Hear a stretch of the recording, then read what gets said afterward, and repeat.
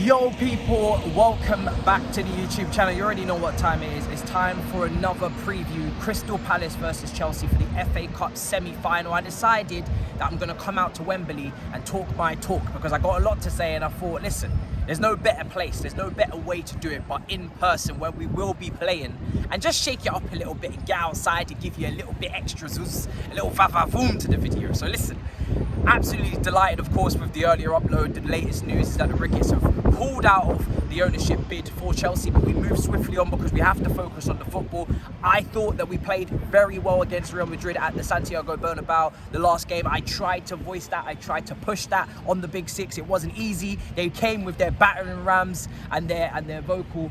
But listen, we tried to speak on it and we tried to give this team as much credit as possible. They now have to focus in this competition. If we want to stop Manchester City and Liverpool from dominating, absolutely dominating this season, we have to be a thorn in their side. We wasn't in the Carabao Cup because we couldn't pick up the victory, unfortunately. But in the FA Cup, we have the opportunity to end our season on a high. And I think the team deserve it with all of the complications, all of the revelations that have come out over the past week, month, 2, 3, 4, 5, 6, 7 months. This whole season has been an absolute Amazon documentary without the recording. We need and we deserve to get something in terms of a trophy at the end of it and cap off the season with 3 trophies. So I am going to be covering this game here and I want to get into some important factors, starting with the team news, of course. Now, obviously, Lukaku is a doubt, but he looks like he's returning. Callum Hudson-Odoi has always been lingering around with injuries. He won't be available, and obviously Chilwell and the usual. But there'll be no Conor Gallagher in this game, which, for me, I'm looking at the responses from all of the managers, Tuchel, Patrick Vieira. They knew what it was. I understand that Gallagher's been training all season for moments like this. I would actually love to see him on the big stage in an FA Cup semi-final, but not against us. You will learn the hard way that you cannot become our enemy. You are our ally. We have loaned you out to Crystal Palace to stop other teams, and you've done a brilliant job at that, winning at the Etihad, winning against Arsenal a couple of weeks ago with the 3-0 win. But we did not loan you out there to cause us aggro, to cause us heat, to cause us issue, and to knock us out of the FA Cup. That is not what is necessary. I remember when we loaned out Thibaut Courtois to Atletico Madrid and they knocked us out in the semi-final of the Champions League. Diego Costa scored a penalty at Stamford Bridge and then we bought him too.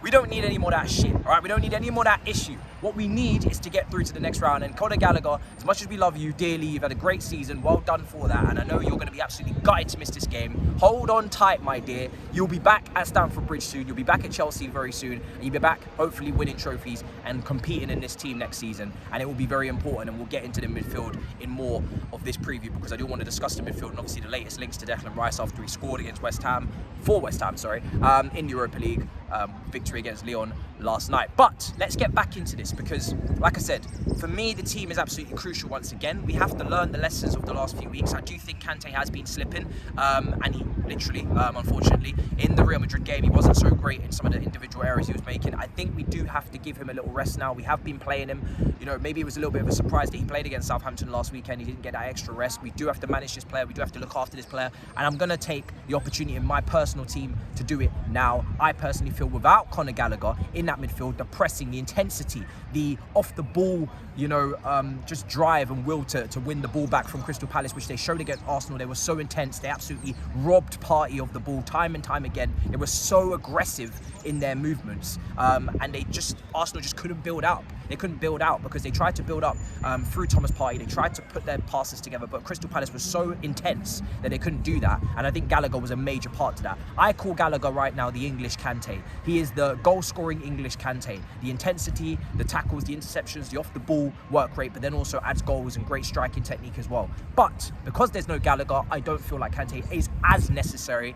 But yes, obviously, if we need him to come on off the bench for that intensity that he comes on. But for me, I'd start with Jorginho and Kova. Jorginho, as up and down as he's been this season, has come with some crucial assists. None other against Newcastle for Kai Havertz and Kovacic. I shouldn't even have to say it. For me, in midfield, he was absolutely incredible. Perfection in midfield against Real Madrid, and for me he's our best midfielder, and I've been voicing that for many a month now. So I really feel like that pivot, listen, in possession, keep the ball, big pitch, dominate. This is what we should do against Crystal Palace. We don't take them lightly. They have been doing very well this season under Patrick Werner. They have been playing some good football. They absolutely slapped Arsenal. They beat Manchester City, like I said, at the Etihad. They did the double over Tottenham. They can do the business against the big teams, but I do feel like Conor Gallagher has been a big part of that. We do have to watch the wings, of course. Wilfried Zaha, you've got Alicia, you've got Eze, who could be coming Schmeichel to the team as well. So there are names and faces to keep an eye on. However, we are Chelsea. We do need to be dominating proceedings here. And yes, there will be a danger on the break. Yes, there will be a threat. We do have to keep an eye on that. We don't want to make any silly tackles because they do like to dribble. They do like to manipulate the ball and potentially win fouls and free kicks and penalties, as they did against Arsenal. But we have to focus on our strengths as well. And I was very impressed with the performance of Mason Mount, of Kai Havertz, of Timo Werner. Shockingly, yes, Timo Werner. I'm going to say it again. Timo Werner had a good game. 2 good games, actually. I'm not getting overexcited, but I am very impressed, and he does deserve the credit. And this is why I'm going to give him the start. Again, I feel like this game could suit him. It's a big pitch. I was saying, and maybe I'm silly for saying it, but I felt like the Bernabeu was a bigger pitch. It was much bigger.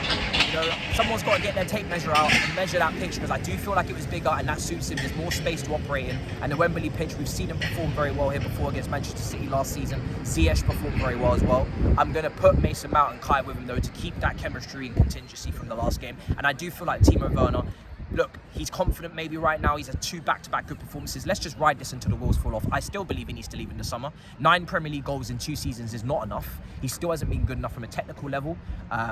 But listen, he on merit deserves to play in this game, and I am all about giving out merit and rewarding good performances in my own logic when I look at teams. Yes, tactics have to come into it, of course, and I'm sure Tuchel's going to have his own ideas. But like I said, against Palace, it's a big pitch. It's an opportunity to take advantage. Nathaniel Klein at right back's he's not the youngest anymore, so maybe Timo Werner could take an opportunity to try and put pressure on him at right side of Palace's defence. Obviously, Anderson, Mark Guehi, they've been absolutely brilliant for Palace this season. Their defence won't be easy to unlock, but I do feel like Kai Havertz's lateral movements and his interlinking play with the others will help us in this fight against Mark Guehi and Anderson. And like I said, Lukaku's doubtful, but I would still have him on the bench regardless. You know my thoughts on Lukaku. I personally feel it's time to wrap things up. He should be going in the summer. I've seen links with PSG. I think it suits him perfectly. Look, no, it doesn't. But listen, I'll take it. I will take it. I'm not really concerned with where he goes, just that he does go at this point. I think we've got to make that room for Amanda Broja, who will still need to develop. Don't get too excited, Chelsea fans. There's still things in his game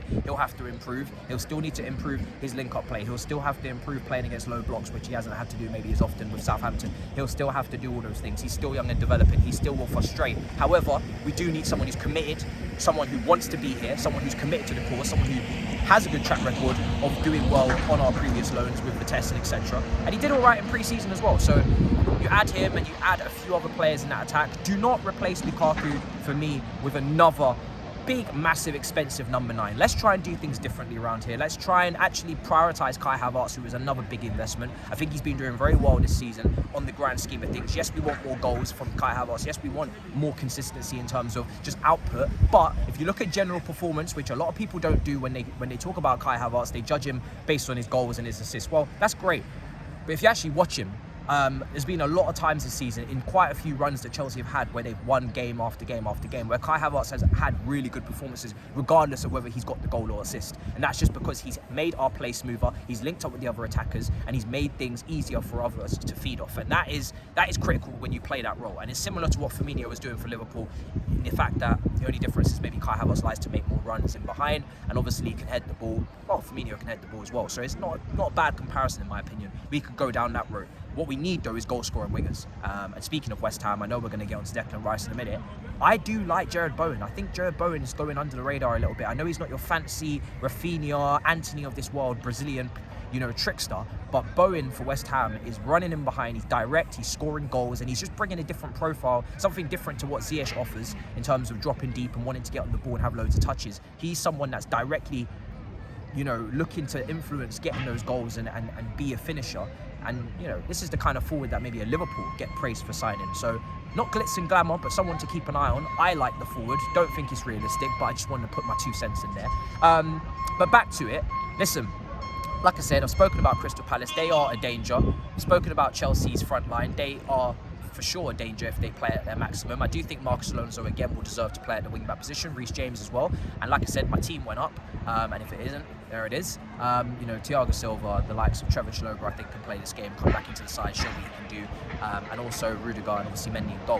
One thing I do want to speak about though is the midfield, because like I said, I had that video of George Benson a few months ago talking about Jorginho and Kante's contracts running out in 2023. A lot of people thought I was being a little bit over the top, maybe I played too much FIFA. I actually don't play any FIFA, but they thought just because those two players were getting to the age of 30, 31, I had written them off because of that. It's not because of that, it's many factors in fact. First of all, plus 30s, the new contracts, like I spoke about before, they tend to get ripped off, they tend to get disrespected with those new contracts. Chelsea don't tend to go above and beyond for their players that are in the 30 plus, and we're seeing that with the Rudiger contract negotiations before the sanctions. Maybe he's getting lowballed, so that's something to look at as well for these two players. Will they get what they actually feel like they are valued at? Now also is that they're naturally declining. I think Jorginho, you know, he peaked 21 in that third place in the Ballon d'Or. Kante, he's been inconsistent. I've been saying it for a while. Yes, he has his great performances, but he also is having quite poor performances. And when you look at his overall influence in this team, it is dropping. Especially for a possession-based team, you need players that are better in possession. And we speak about those chances that he gave away in the game against Real Madrid, not keeping the ball. Rudiger had to bail him out as well and actually screamed the shit out of him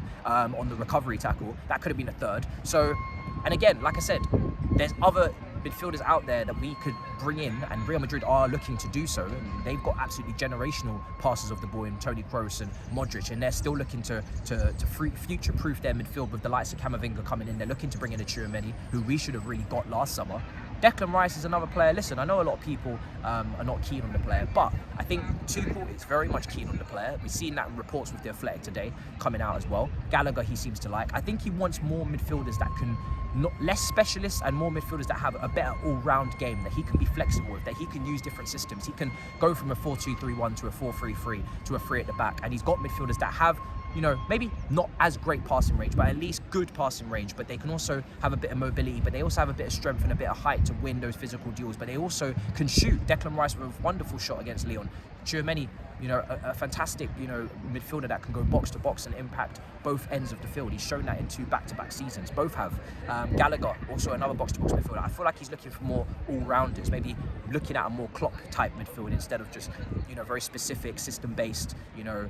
Yes, we've got some very key strengths, but also some massive weaknesses. You talk about Kante getting to the final third, he's not going to make that final pass, he's not going to give you that final finish, but yet he can carry the ball and dribble the ball into those positions. So his strengths, in fact, actually lead to his weaknesses as a box-to-box midfielder. Jorginho, same applies, you know. A very good regista, someone who can create opportunities in triangles and can bring assists, but also is very slow and needs that cover on the transition, needs that extra security. Kova is probably our most well-rounded midfielder in terms of his attributes, where he can do both sides of the ball, he can carry it, he can also give that assist as well, played a critical pass for Werner in behind against Real Madrid. So I think he's looking for more well-rounded, all-rounded midfielders, and also just younger midfielders, because it is the engine room, it is the epicenter of the team, and it does need, especially in the Premier League, a little bit of zip. So that's my thoughts on the whole matter. I've spoken about it before. It wasn't an unpopular opinion at the time. I don't think it's as unpopular as it was. However, we'll see what happens. Is it dangerous to lose both at the same time? I definitely think so. But one at a time, I definitely think that's needed, especially if we're going to move into the next era. But moving on from that as well, crucial in this match that we just win, guys. We cannot go out of 2 competitions in the same week. That is absolutely detrimental to us as a football club. We need